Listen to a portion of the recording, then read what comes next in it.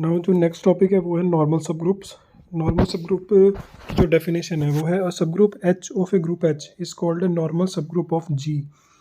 जैसे हमारे पास कोई भी ग्रुप जी है और उसका एक सब ग्रुप हमने एच माना हुआ है, तो हम इसमें लिखेंगे कि यह सब group H of a group G is called normal सब ग्रुप। अब इस सब ग्रुप को हम नॉर्मल सब ग्रुप कब बोल सकते हैं? जब if every left coset of H, मतलब कि इसका जो लेफ्ट कॉसेट होगा एच का जी के अंदर, is equal to the corresponding right coset of H in G.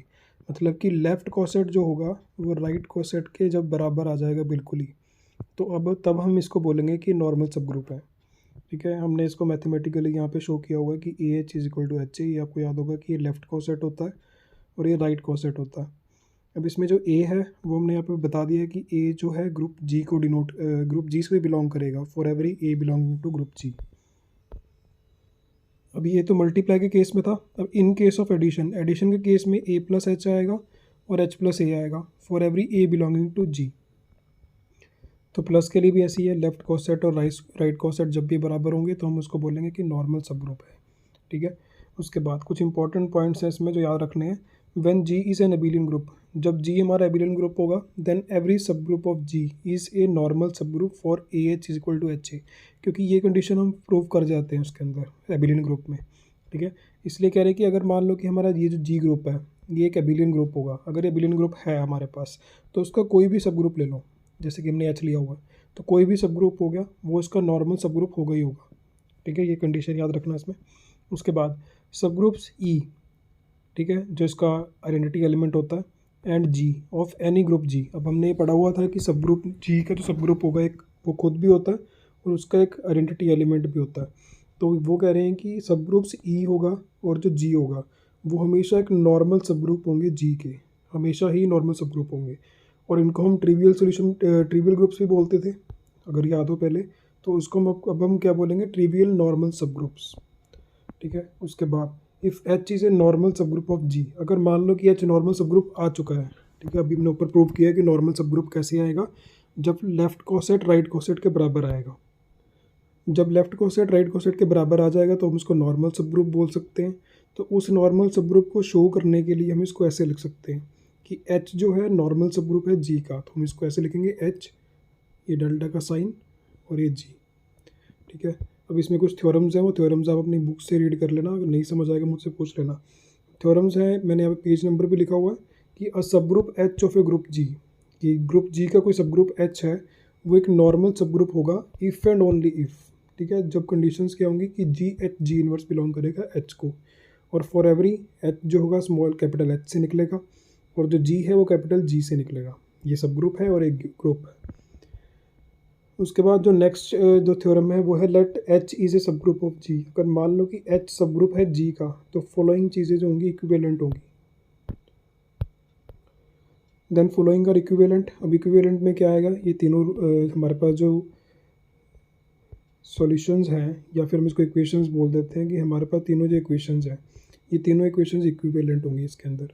ठीक है, ये आपकी थ्योरम है, इस थ्योरम को इस पेज से रीड करना, क्योंकि इसमें आपका यही नॉर्मल सब ग्रुप वाला ही कॉन्सेप्ट यूज़ होगा, तो आपको आसानी से समझ आ जाएगा। उसके बाद थर्ड जो है वो है लेट एच एंड के बी द टू सब ग्रुप्स ऑफ जी। अगर मान लो कि एच और के दो सब ग्रुप हैं जी के, ये मेरे पास जी ग्रुप है और उसके दो सब ग्रुप है एच और के, ये दो सब ग्रुप है। Then if H is a normal सब ग्रुप ऑफ जी, अगर एच जो है हमने नॉर्मल सब ग्रुप प्रूव कर दिया जी का, देन क्या होगा कि एच के अगर हम निकालें और के एच अगर हम करें तो दोनों जो होंगे वो दोनों बराबर आएंगे और वो सब ग्रुप होगा जी का। ठीक है, एच के की बात कर रहे हैं इसमें, एच के और के एच की। सेकंड पॉइंट है इफ़ एच एंड के बोथ आर नॉर्मल सब ग्रुप्स। पहले तो एच की बात कर रहे थे कि जब एच सिर्फ नॉर्मल सब ग्रुप होगा, अब बोल रहे हैं कि जब दोनों ही सब ग्रुप होंगे, ठीक है, नॉर्मल सब ग्रुप होंगे, एच और के जब दोनों ही नॉर्मल सब ग्रुप होंगे तो जो एच के इज इक्वल टू के एच होगा वो नॉर्मल सब ग्रुप आ जाएगा। ठीक है, इसमें आपको ये याद रखना है कि जब तो सिर्फ एक ही नॉर्मल सब ग्रुप था तब तो दोनों ही सब ग्रुप माने जाएंगे, सिर्फ सब ग्रुप माने जाएंगे। लेकिन जब दोनों ही नॉर्मल सब ग्रुप हैं तब एच के इज इक्वल टू जो के एच है वो एक नॉर्मल सब ग्रुप बन जाएगा जी का। ठीक है, नाउ जो नेक्स्ट टॉपिक है वो है क्वेश्चन ग्रुप्स। क्वेश्चन ग्रुप जो है बहुत ध्यान से समझना है इसको, क्योंकि इसमें कन्फ्यूजन ज़्यादा हो सकती है। क्वेश्चन ग्रुप में क्या है कि if G is a group, if G is a group N is a normal सब ग्रुप ऑफ जी। ठीक है, हमने एक जी ग्रुप माना है और जो एन है सब ग्रुप तो है ही है, लेकिन ये नॉर्मल सब ग्रुप है। ठीक है, हमने इस एन को नॉर्मल सब ग्रुप माना हुआ है। देन द सेट, तो एक नया सेट बनाया हमने जी अपॉन एन का। ठीक है, चीज़ों को क्लियर रखना माइंड में कि हमारे पास एक जी ग्रुप था, उसके बाद हमने एक सब ग्रुप एन माना जिसको हमने नॉर्मल सब ग्रुप माना हुआ है। अब हमने एक नया सेट बनाया जो है जी अपॉन एन, इसको हमने ऐसे शो किया हुआ है। ये मत सोचना कि दोनों को डिवाइड कर रहे हैं, सिर्फ एक डिनोशन है, डिनोट किया हुआ है इसको हमने कि जी अपॉन एन की फॉर्म में हमने इसको रखा हुआ है। ठीक है, अब इस सेट में है क्या क्या, कौन से एलिमेंट्स है इस सेट में वो बताता हूँ मैं। तो जी अपॉन एन में जो सॉल्यूशन, जो इसमें एलिमेंट्स हैं वो हैं, it is a set of all cosets of N in G. ठीक है, एन के जितने भी कोसेट्स हैं उनका एक ग्रुप है। मतलब कि जी अपॉन एन जो मैंने बनाया, जी अपॉन एन जो मेरा एक नया सेट है वो किस चीज़ का सेट है, यहाँ पर जो आएंगे ना सभी सेट, पूरा एक सेट होगा सभी कोसेट्स का। और कोसेट किसके होंगे, एन के कोसेट जी के अंदर।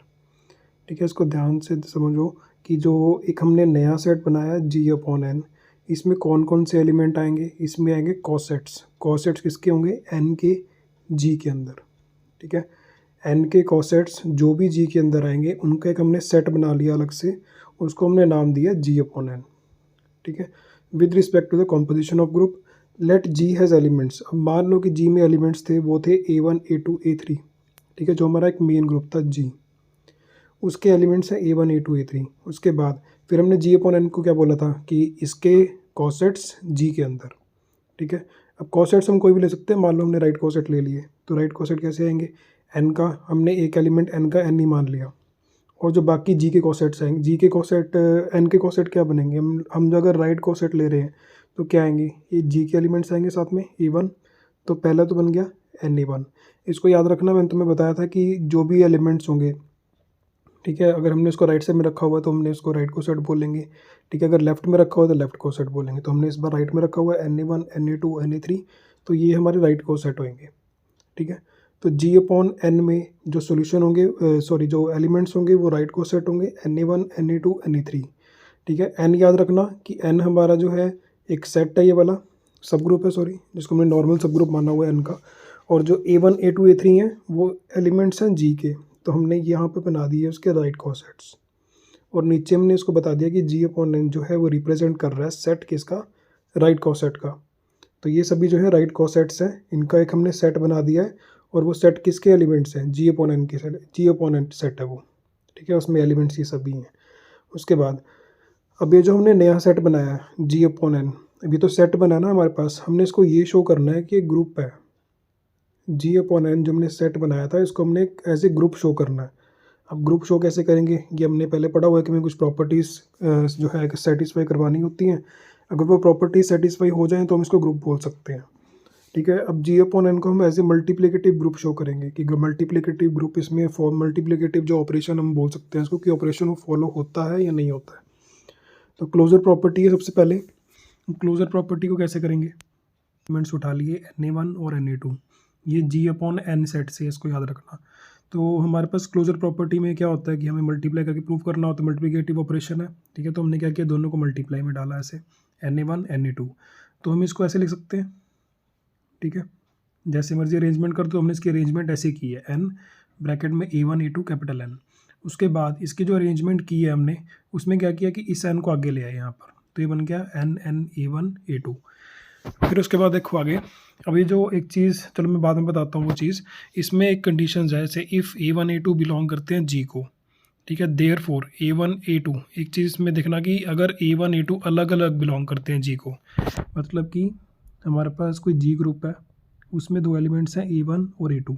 तो इसका मतलब जैसे दो ग्रुप्स हैं, दो सॉरी एलिमेंट्स हैं मेरे पास, तो अगर मैं इसको मल्टीप्लाई कर दूँ तो क्या आएगा, A1 A2। यहाँ पे तो मैंने अलग अलग लिखे हुए हैं, अब मैंने इनको इकट्ठे मल्टीप्लाई करके लिख दिया यहाँ पर। ठीक है, यहाँ पर देखो कॉमा से सेपरेट है और यहाँ पे मल्टीप्लाई किया हुआ है। तो अगर A1 A2 सेपरेटली जी के एलिमेंट्स हैं तो A1 A2 मल्टीप्लाई अगर हम कर देंगे तो वो भी जी के बिलोंग करेंगे। ठीक है, तो वो भी जी को ही बिलोंग करेंगे। इसका मतलब तो जो एन A1 A2 का मल्टीप्लाई होगा वो A1 A2 एन के बराबर भी होगा। ठीक है, तो यहाँ से हमने ये प्रूव किया। इस कारण से मैंने यहाँ पर इसको ऐसे लिखा है कि A1 A2 एन जो है वो एन A1 A2 के बराबर है। ठीक है, यहाँ से उसके बाद देखो फिर हमने क्या किया, इसको मल्टीप्लाई किया तो ये बना एन एन A1 A2। अब एक चीज़ याद रखना, जब भी एन और एन मल्टीप्लाई हो रहेंगे, ठीक है, सेम एलिमेंट जब भी मल्टीप्लाई होंगे हमारे पास, तो हम इसको बोलेंगे एन। सिंपल एक एन आ जाएगा बस। इसको याद रखना कि जब भी दो एन मल्टीप्लाई हो रहे हैं तो उसकी जगह हम इसको एक सिंगल एन लिख सकते हैं यहाँ पर। इसको मैं थोड़ा क्लियर कर देता हूँ। तो इसको याद रखना कि दो एन जब भी मल्टीप्लाई होंगे तो एक एन आएगा उसकी जगह।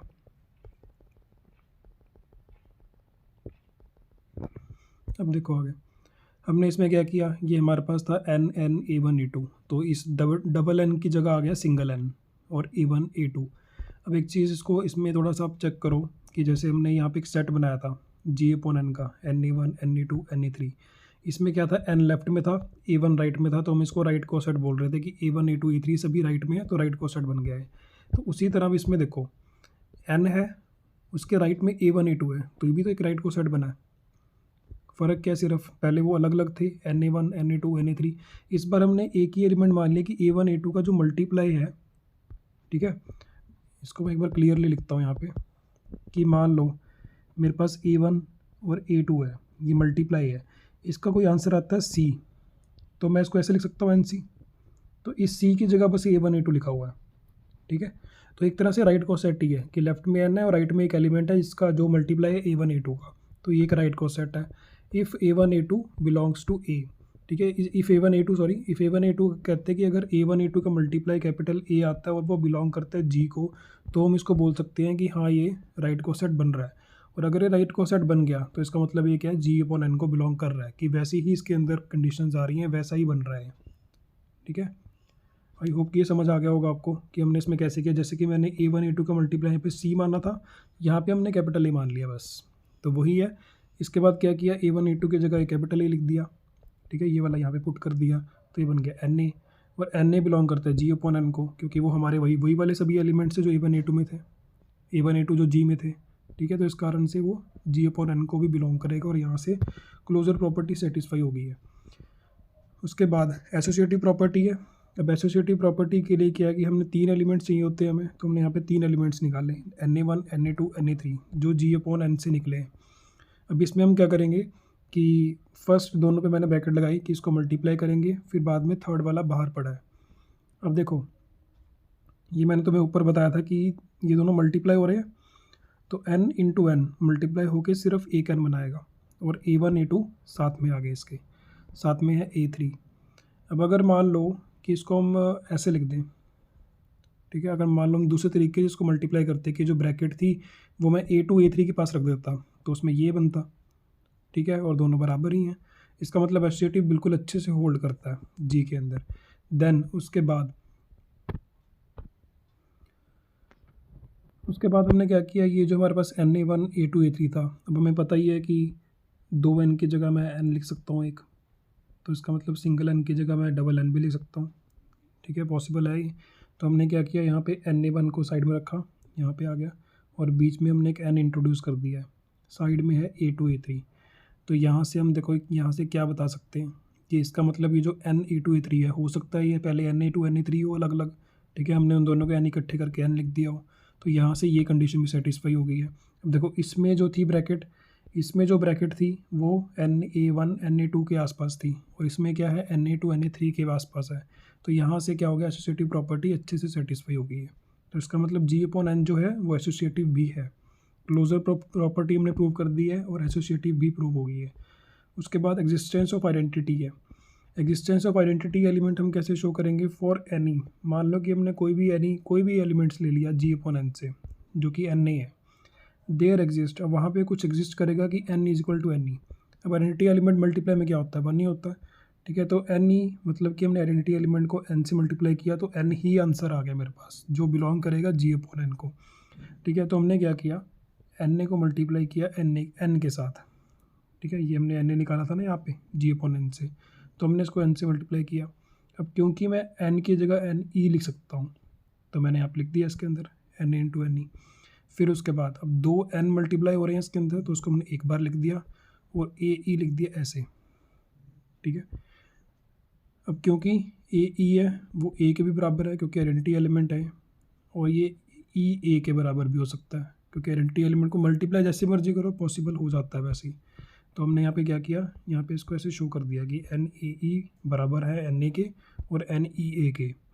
अब उसके बाद अब पहले हमने एक बार मैं तुम्हें एक चीज़ बताता हूँ कि इसमें अगर हमने आइडेंटिटी एलिमेंट पहले हम शो करते थे वो ऐसे शो करते थे कि ए ई जो है वो तुम्हारा ए के बराबर है और वो बराबर होगा ई ए के। मतलब आइडेंटिटी एलिमेंट लेफ्ट, चाहे तुम राइट में रखो चाहे तुम लेफ्ट में रखो, हमेशा आंसर तुम्हारा वही आने वाला है, मतलब ए ही आंसर आएगा मल्टीप्लिकेशन में, ठीक है। अभी हमने स्टार्टिंग में लिया था एन ए इंटू एन, ठीक है। उसके बाद आखिरी में हम यहाँ तक पहुँचे थे कि एन ई ए भी लिख सकते हैं इसको। अब एन ई ए कैसे आया होगा, एन ई ए ये कैसे आ सकता है, सिंगल एन है, मैं इसको ऐसे भी लिख सकता हूँ कि एक हो सकता है कि एन ई पढ़ा हो और एन ए पढ़ा हो, तो हमने इसको एन और एन को इकट्ठे करके एक बार लिख दिया हो और ई ए हमारे पास ऐसे आ गया हो, ठीक है। तो मैंने इसको ओपन करके ऐसे लिख दिया एक्सपेंड करके। फिर उसके बाद देखो अब इस एन ई को इसके हिसाब से मैं एन बोल सकता हूँ, तो मैंने यहाँ पे एन लिख दिया तो एन ए आ गया। अब देखो इसमें एक चीज़,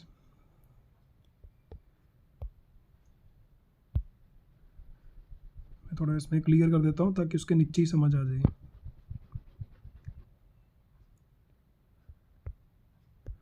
अब देखो स्टार्टिंग में हमने लिया था एन ए इंटू एन, ये मैं इसको यहाँ पे लिख रहा हूँ कि मैंने लिया था N A into N is equal to, बीच में हम बता रहे थे कि एन ए के बराबर है। फिर उसके बाद हमने ये चीज़ ली, ठीक है, इसको हमने इस फॉर्म में ले आए,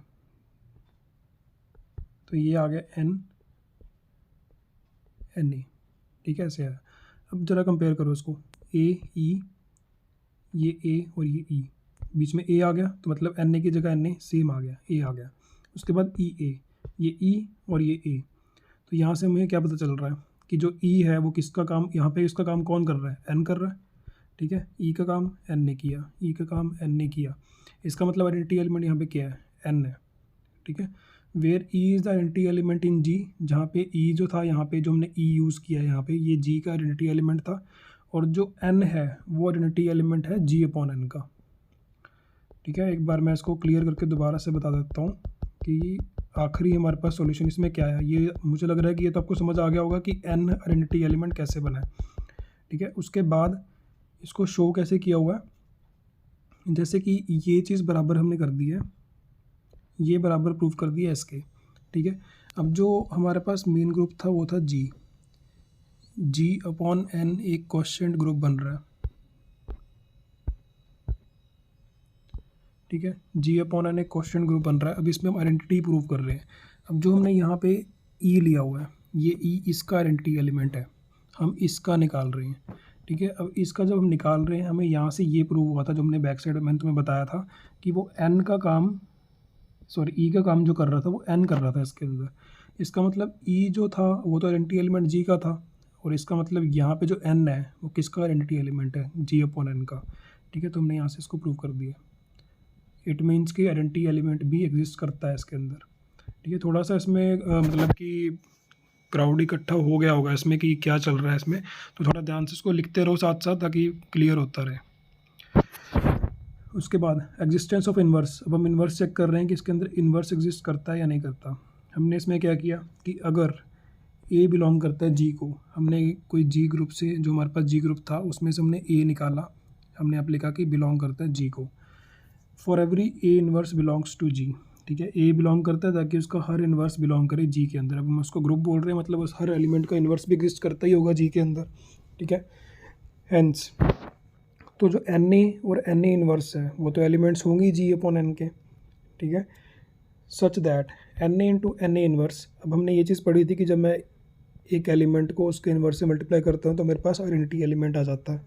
तो मैंने अब लिखा एन ए और एन ए इन्वर्स, आपको पता ही होगा कि एलिमेंट्स जी अपॉन एन के होते हैं ऐसे। अभी हमने लास्ट में लिखा था कि जी अपॉन एन के एलिमेंट्स कैसे होने चाहिए, N A one, N A two, N A three, ठीक है, सो ऑन ऐसे चलेंगे। तो मैंने बोला अगर मेरे पास एक एलिमेंट एन ए है उसका इन्वर्स एन ए इन्वर्स है। तो दोनों को हमने मल्टीप्लाई में रखा, ठीक है। अब एन और एन मल्टीप्लाई होकर बनाएंगे सिंगल एन, ये आ गया इसके अंदर। फिर ए और ए इन्वर्स ये अलग से मल्टीप्लाई हो रहे हैं। अब हमें पता है कि ए इंटू ए इन्वर्स क्या होता है, ई के बराबर होता है, जो मैंने तुम्हें अभी बताया है इसके अंदर। और अभी हम लास्ट में पीछे हम प्रूव करके हटे हैं कि एन ई किसके बराबर होगा, एन के, ठीक है। हमने इसको प्रूव कर दिया। और एन अभी हमने प्रूव किया था कि जी अपॉन एन का आइडेंटिटी एलिमेंट है। तो यहाँ से हमें क्या पता चला कि हमने दो एलिमेंट्स को मल्टीप्लाई किया और वो जी अपॉन एन के आइडेंटिटी एलिमेंट के बराबर आ चुका है। जब वो आइडेंटिटी एलिमेंट के बराबर आ चुका है, इसका मतलब कि जो एन ए इन्वर्स है वो इसका इन्वर्स है, मतलब इन्वर्स एग्जिस्ट कर रहा है। Therefore element for every element in G upon N for every N inverse N inverse of it in G N, ठीक है। तो वह कोई ना कोई इन्वर्स उसमें है ही है जी अपॉन एन में। कोई भी एलिमेंट ले लो जी अपॉन एन से, हर एक का इन्वर्स तुम्हें जी अपॉन एन में मिलेगा ही मिलेगा, ठीक है। यहाँ से हमने ये प्रूव कर दिया कि जी अपॉन एन एक ग्रुप है, क्योंकि चारों प्रॉपर्टीज़ हमने सेटिस्फाई करवा दी हैं। इसका मतलब जी अपॉन एन एक ग्रुप है और उसको हमने एक नाम दिया हुआ है क्वेश्चन ग्रुप, ठीक है। क्वेश्चन ग्रुप में कोई ये मत समझना कि कुछ डिवीज़न का आएगा तो मैं इसको क्वेश्चन ग्रुप बोलूँगा, बस एक नाम दिया हुआ है। ये एक अलग से सेट है, राइट, कॉसेट्स का एक सेट है, ठीक है। मान लो कि हमारे पास कोई जी ग्रुप है, उसका एन एक नॉर्मल सब ग्रुप है, तो हमने क्या किया, जी अपॉन एन एक नया सेट बनाया। वो भी एक सेट है, किसका सेट है वो, सभी कॉसेट्स का, ठीक है। सभी कॉसेट्स का एक सेट। देखो दोबारा से मैं तुम्हें बताता हूँ कि हमने सारे कॉसेट्स ले लिए, ठीक है, सारे कॉसेट्स ले लिए, उसका एक सेट बनाया। अब उस सेट को पहले ग्रुप प्रूव किया, ठीक है। जब ग्रुप प्रूव हो गया तो हमने उसको एक नाम दिया। वो नाम क्या दिया, क्वेश्चन ग्रुप, ठीक है। ये चीज़ है इसके अंदर। अब उसी को हमने यहाँ पे प्रूव किया था कि मैंने जो एक नया सेट बनाया कॉसेट्स का, जिसको मैंने जी अपॉन एन नाम दिया है, तो वो एक ग्रुप बन सकता है या नहीं बन सकता है, ठीक है। वो सेट एक ग्रुप बन सकता है नहीं बन सकता, तो वो हमने यहाँ पे प्रूव किया है, ठीक है। आई होप कि समझ आ गया होगा। अगर नहीं समझ आया तो मुझसे पूछ लेना, मैं दोबारा से इसको बता दूँगा, ठीक है। अगर फिर भी कुछ डाउट आता है मैं बोर्ड पे समझा दूँगा इसको। तो एक बार अच्छे से करना है, इसको लिख के करना साथ के साथ। Next topic